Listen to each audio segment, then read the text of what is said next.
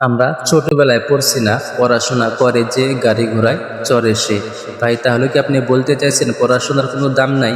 আপনি ওই ভাইটাকে জিজ্ঞাসা করেন যে ভাইটা অনার্স কমপ্লিট করেও তার সার্টিফিকেটগুলো রিক্সার সিটের নিচে রাইকা গুয়াহাটি শহরে রিক্সা চালাইতেছে।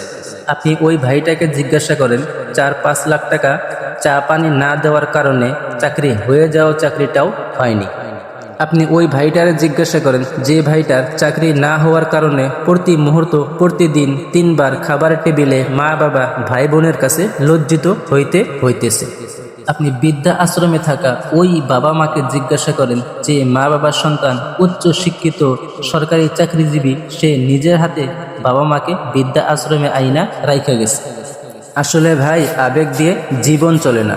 উচ্চ শিক্ষায় শিক্ষিতর চেয়ে আমাদের এই সমাজে বর্তমানে সুশিক্ষা শিক্ষিত মানুষের খুবই বেশি প্রয়োজন।